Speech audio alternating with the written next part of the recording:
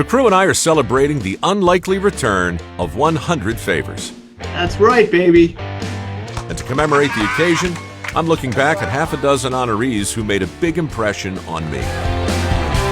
I'll also reminisce with the people who love to boss me around.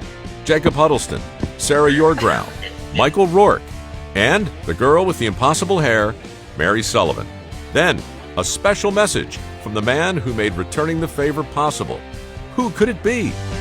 Is it any wonder I dressed for the occasion? Oh my God! I'm Mike Rowe, and this is Returning the Favor. Please take your seats, everyone. Take your seats. Wow. You have outdone yourself. Seemed the least I could do given the fact that somebody sent me 100 roses. Did you see on the card that those are roses? Roses? Yeah, and I texted you back imploring you to please let me take care of the jokes. I've been telling you this now for 4 years. All right, so what we're going to do, we're going to talk to Mary Sullivan. We're going to talk to Michael Rourke. We're going to talk to Jacob. We're going to talk to Sarah as we look back at our favorite do-gooders, and we'll show you the warts and all. We'll tell you where the bodies are buried, as it were. I mean, I didn't realize until last week when Jacob sent me that ridiculous, hold on a second. I got it here. I honestly had no idea that we had returned 100 favors. Incredible.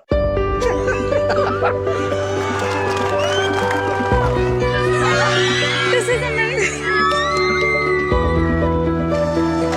Yeah, look at my makeup. Oh my gosh. Are you kidding?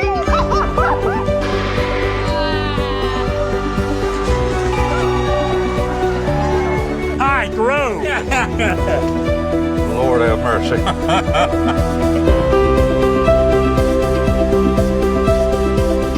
This is breathtaking.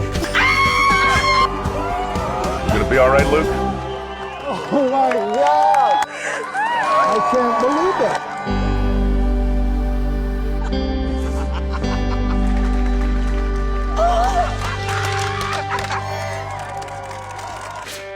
I am now available for hugs.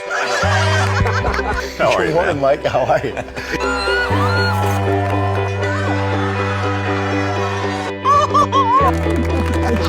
Oh my God!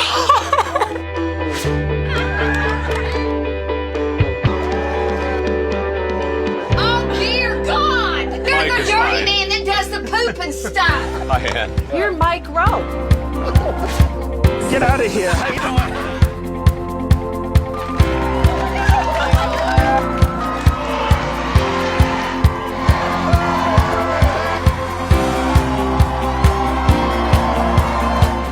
Dude, you're a natural.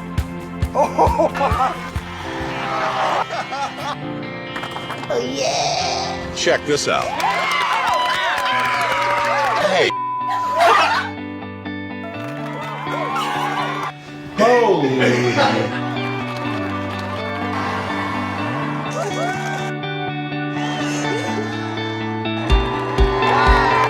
Bottom, say hello.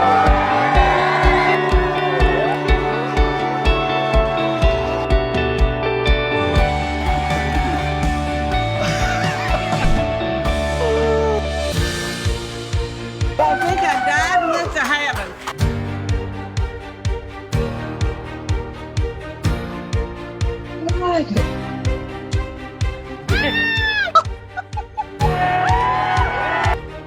Oh my gosh. I've never cried in person, yet alone on TV.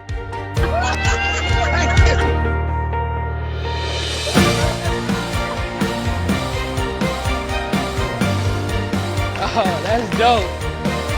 Wow.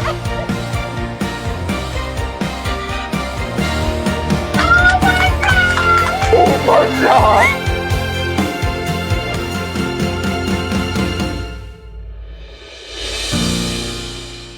Oh, Jacob, did you just actually send me a script? no. This is what I'm sent. These guys are so desperately clinging to an idea of something that might happen that they actually write it down and they send it to me in the hopes that I'm going to do anything other than sit on it. It gives us a sense of stability in this chaotic new world that we're all endeavoring. Well, look, I admit it's pretty great. And when I say admit, as you guys well know, and maybe the viewer does too, this is just not the show that I'm supposed to be doing. It's not what the Dirty Jobs guy does after, 300 dirty jobs, is start throwing surprise parties. And, part of what I wanted to talk about as we look back at some of my picks is, my own realization that maybe this was, after all, the show that I should be doing. I mean, Michael, we had a great lunch, but you had to know there was no way in a gajillion years I was going to host this show, right? Oh, I left and I called Facebook and I said, it was a great lunch. He's a really, really wonderful guy. I enjoyed Baltimore. He'll never do this show. It was an easy no. And then Mary Sullivan, the girl with the impossible hair, started working on me. And I don't know how you did it, but you actually talked me into sticking my toe in the water, right? 5 episodes. That's how you have to bring them along. Just a few.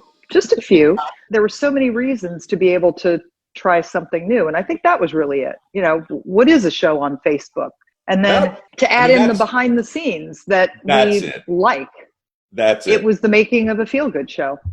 That's the thing that got me. The viewer will see the making of a feel-good show. I want to talk about the episode that really brought all this, though, together for me, which was Snooki Rico. One of the first things we shot. Can we roll a clip of that just to remind people who she is? Yep. Ask a question also before you roll the clip. You don't need us. You don't need me on this whole freaking show, right? You got something better to do? What are you going to go sell another show? Nice try, Michael Rourke, but no, you're here with the rest of us for the duration.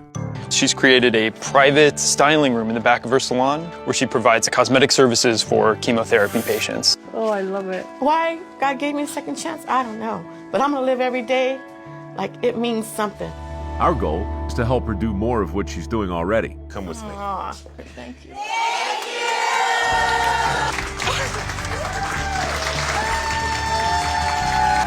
I'm just so blessed, and I just thank God for giving me a second chance, and I am forever grateful. When I dug into that story, there was just no way I couldn't not think about my mom and her struggle with breast cancer. And I think maybe that's part of why I stuck with it, because I really wanted to do something that she could look at and approve. Yeah. But Jacob, this is where I realized that fundamentally you wanted to do a show that was really warm and really earnest and captured people crying. And I wanted to do a show that was warm and earnest, but captured people laughing. This very nearly sunk the ship, because when the first cut came back, I called Mary and I was like, no. And Mary's like, calm down. What happened next? It was a conversation with these guys because Snooki was not a victim. I mean, she was a go-getter. She was energetic. That's what we wanted to show. And the hope for the show was to help inspire other people to do things in their own community. Cancer is for real, and homelessness is for real. And some of these big, giant problems are so big and so giant that the only way to talk about them is with the measure of humility and modesty.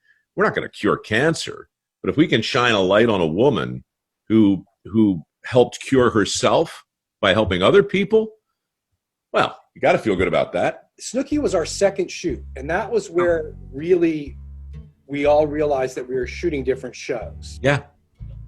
It was let Hudson be Hudson instead of trying to make Hudson different. And, that was much to Jacob's chagrin because he kept getting called out on camera, mostly by Mike in the early stages. Anybody here shave their back? No? You probably got a hairy back, don't you? Yeah. Come on, man. Give me a hug. Come on. Come here. Come on. Not what I signed up for. No. Exactly. Look, man, this is not what anybody signed up for. Well, I want to talk about Travis Mills now because he checks a bunch of different boxes. Whatever you've got going on in your world, whatever problems, whatever drama, you spend 5 minutes with Travis. You just can't feel bad for yourself. I'm from a small town in Michigan. So after I came back from college, I went to talk to the recruiter station, went overseas for 15 months to Afghanistan. My daughter was born in September of 2011. I had to deploy again in February of 2012. And then 2 months in, I happened to put my bag down on a bomb. I woke up on my birthday to find out that I was a quadruple amputee. My daughter absolutely got me through it. Not a lot of dads can say they actually learned how to walk with their daughter, but I literally learned how to walk with my daughter. I realized that I found a calling again in life. We're able to raise the funds to open a nonprofit, and we are a place for veterans with limb loss, paralyzation, or spinal cord injury. You know, speaking selfishly, that I realized how important that was to me, and if I could use this show to shine a light on foundations like Travis's that are actually having a demonstrable impact on PTSD and veteran suicide and things like that, you know, that felt pretty great.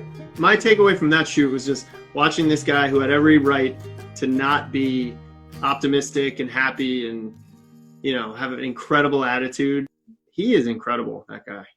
My takeaway was I was a lot fatter then. You were back on the bread. If it was white and chewy, it was in my mouth. We've gone through a big transformation. You have. So full disclosure, one of the reasons I wanted to revisit with Travis is because after we left, aside from being blown away by what he's doing up there, we were blown away by the fact that somebody should make a TV show about him. He bought a fishing lodge with his best friend, and we sent some cameras up there just to see what that looked like. I'm telling you, somebody should buy this show. Look good, right? He comes from a military background. I come from a computer background. Now we've been launched into the hospitality biz. It's like, what were you thinking? So. Thinking things all the way through, not our strong point. No. But I want to talk about our dressmaker, Denise, right now. I've been hearing about this woman for 4 years. Every time someone on the Returning the Favor Effect page submits somebody and we speak to them and they're great and we send it to Mike, he's like, oh, they're not the dress lady. What about, can we find something like the dress lady for 4 years? This is the kind of show that I was imagining from the get-go. You know, small acts of decency that most anyone could relate to. Maryland is full of decent people. People like Denise, who despite losing her job when the company she worked for went under, saved the weddings of more than 80 brides. All of a sudden, you wake up and you make a call, and the people who have your dress are gone. I think I would have a meltdown. I'm having a meltdown myself because, A, I don't have a job anymore. Yeah. What do you plan to do for employment? I would love to drive a school bus. I would love to have an ice cream truck. I mean, I don't know. We want to give our subjects something they really need. That's why Denise is getting a big fat check. But that's also why she's getting the option of driving an ice cream truck for the rest of her career. Because she said she wanted to.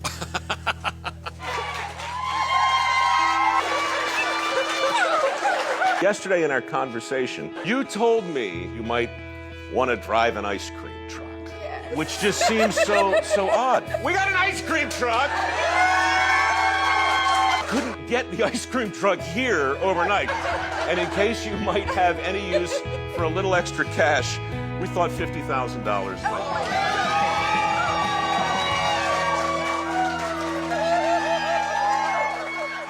The reason I kept coming back to her, it's because we crafted a reveal based on something that actually happened while we were shooting the show.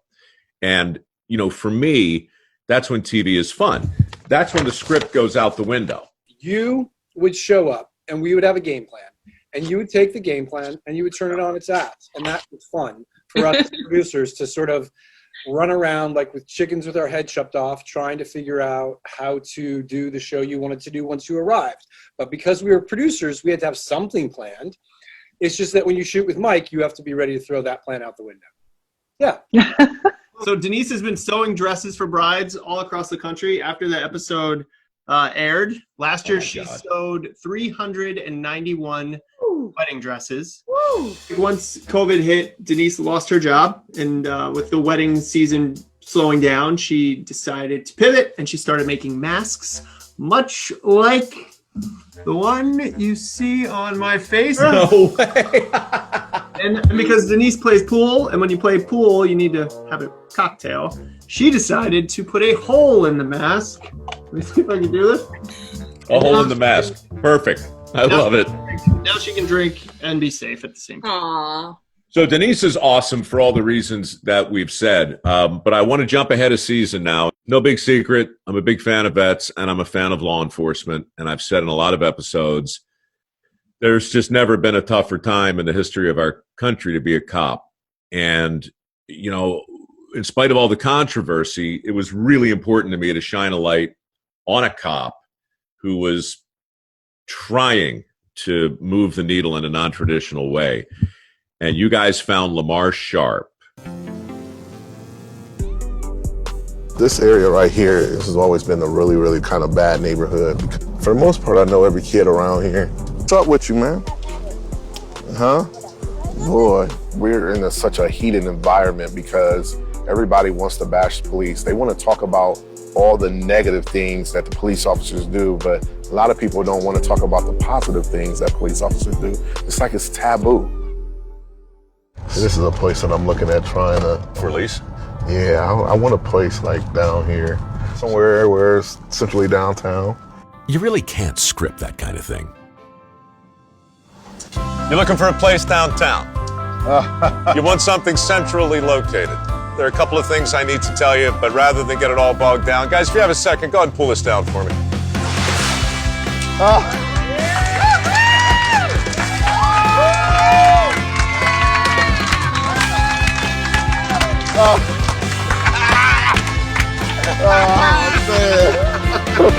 Thank you so much. Lamar Sharp is wired different. And, you know, whatever it is we did for him, whatever it is we did for Be a Better Me, great. But what we really did was show a few million people what a good cop really looks like.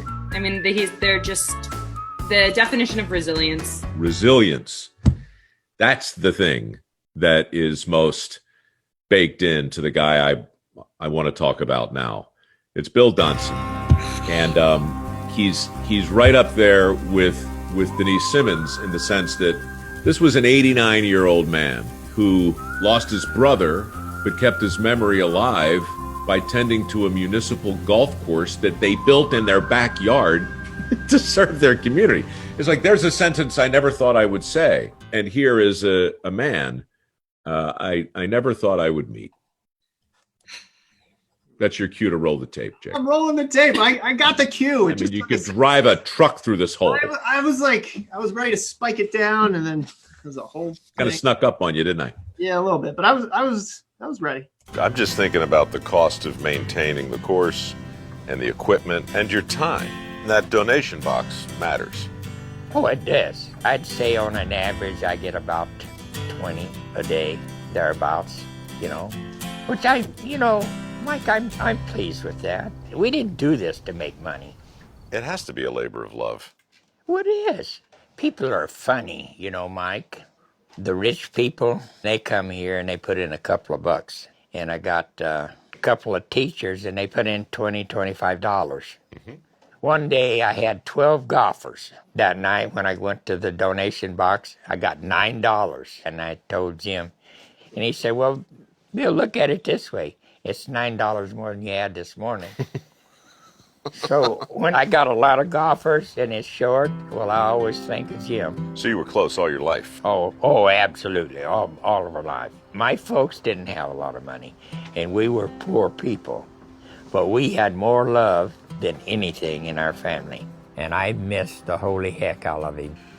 I bet. Is this the box you keep talking about? Yeah. Let's see how we did today. Yeah, come on. I want to see how we did. You better look. There might be a rat or something in there. There might be. Oh, you guys, I'm telling you, you're too much. That doesn't look like a bad day. God damn you guys. We scraped together $5,000. That's from us to you. You up for one last little trip? Okay. You all right? You're not going to pass out or anything? No, good God. God, when you start passing out, I'm going to have to call Sarah over so she can break your fall. Sarah, true or false? You actually fell in love with Bill Dunson. I fell in love with Bill Dunson. He called me 2 days before my wedding. And I answered. And said, I'm speaking now and forever holding my peace. I object. But you know what I did when I left Bill Dunson? I called my parents. You can't watch a guy like that and listen to a guy like that and not be reminded of somebody like that in your life, if you're still lucky enough to have somebody like that in your life. And you can't ignore it. I told my mom too. I told her that I found somebody that maybe I could hook her up with. Oh, that would have been awesome. Oh, that would have been good. I wanted to put Bill in this show. He was just one of my favorite people that I met, just on its face. You know, he lived a huge life, and he never quit. I just think the guy was extraordinary. And of course, he's the only honoree we've ever featured who has died. Mm-hmm. And we lost him, what was it, Jacob? It was like a year ago or so? Last November, yeah. So that's when you know that the show you're working on has taken on its own velocity, when you start to bury some of the people you feature. And of course, you know, it's the only guarantee that really comes with life. But to celebrate these people while there's time, to shine the light as we can, you know, that's why Bill Dunson's name ought to be top of mind for any fan of this show. That show has always been one of my favorites that we've done, because we got to sit and listen to the wisdom of a man who had lived a very well-lived life. All right, the guy we need to acknowledge now is the guy who really and truly best exemplified the macro part of the show, right? We wanted to find people who would inspire other people to follow in their footsteps. And Luke Mickelson and Sleep in Heavenly Peace, whatever expectations we had, is it fair to say, gang, that he exceeded them? Most definitely. Wood coming through. Where do you want these? I'm saying let's stack them here. Sleep in Heavenly Peace. This is an organization that builds bunk beds for kids that are otherwise sleeping on the floor. The need out there is far more than what we ever thought, that I had ever thought. Oh. Hi. I got a piece of a bed. We got more pieces coming. Before you know it, we'll have a big bunk bed. Yeah, I want a big bed. Oh, you want a big bed? Yeah. Are you going to sleep on the top or the bottom? The top? Oh, you're so lucky.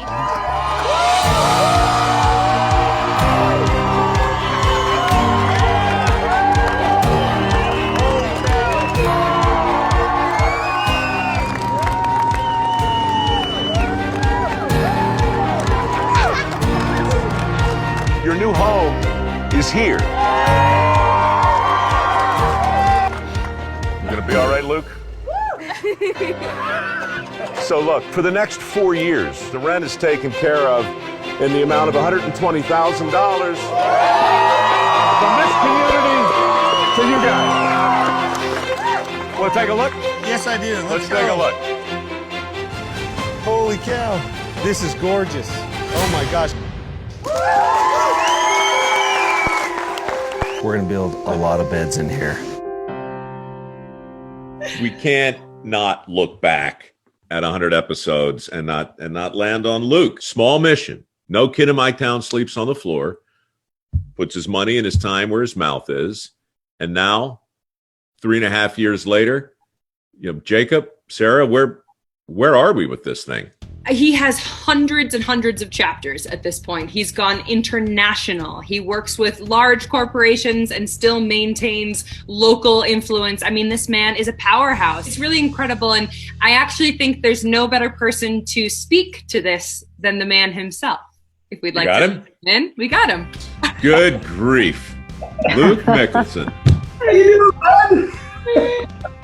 You're the one ending the episode because you, my friend, you have you have proven what can happen if we put it out there. So many, I don't even know where things stand now. Oh, it's going great. I mean, we've put on 250 plus chapters. We're in 4 different countries now. We're building, if it wasn't for COVID, we were on pace of building over 50,000 beds in just 1 year. I mean, it was just, we're growing like a weed, and it's both exciting, it's sad at the same time, knowing that the need's that big. A lot of people do this show for a lot of different reasons, and we've been talking about all that during this episode. But in the end, the evidence demands a verdict, and you're the proof. You're the best proof we have that people who get off the couch, do the hard thing, not only make a difference in their community, but they inspire people who are watching to follow suit. So, like it or not, you're a leader, you're an inspiration. And you're just going to have to find a way to live with that, Luke. Hey, well, look, thanks for making time, seriously, for stopping by. Well, thank you so much. Of course. All right, see you guys. Good luck. Bye. See ya. Hey, Mike, so before we wrap things up, we have one more thing that we want to share with the viewers at home. We have someone who wants to wish you a congratulations that I think you're going to appreciate. I hate surprises. You're going to love this. Mike, I want to congratulate you and the entire team behind Returning the Favor on your 100th episode. This is such an impressive milestone and something that you should all be so proud of. We're pleased to have Returning the Favor as a Facebook Watch original, and it's had a positive impact on our community. And one of the ways that we've seen that is in the Facebook group Returning the Favor Effect, where people share stories and celebrate those who are making a difference in the world. And with the pandemic, it's been a difficult year for a lot of people. And in times like this, it can be easy to feel disheartened or cynical. And that's why I think it's so important that we have programs like this that shine a light on the everyday acts of kindness and selflessness and remind us of the good work that so many people are doing to care for one another. So thanks again to Mike and the team, and congratulations on your 100th episode. That was unexpected. I just want to say that from my point of view, as a guy with 6 million people on a page, that what that guy created once upon a time was a tool. At the risk of patting ourselves on the back too much, I will say that I've never seen that tool used for a better cause than what Hudson and Facebook put together and ultimately sold Mary Sullivan. All right, well then I suppose I should officially wrap this episode with all of you lovely people nodding and smiling on the screen. Sarah, let me thank you for being a source of endless, borderline annoying optimism, which I've come to crave and appreciate. Thank you. Jacob, honestly, we give you a hard time, but we wouldn't want to do it without you. Rourke, you're quite possibly unredeemable, but the fact that you've come this far and continue to make this happen, I'm grateful. And, I hope you're having as much fun as I am. High point of my career, Mike. Thank you very much. Your career. And Mary Sullivan, let it be known, the show would not have happened without you. You talked me into this, as you've talked me into so many other things. So much obliged to you. None of you will ever see me again in a tuxedo, so drink this in one last time. And thank you all so much for producing the show. Thank you for watching the show. And thank everyone for tolerating my ambivalence, my schizophrenia, and my enduring and ongoing silliness.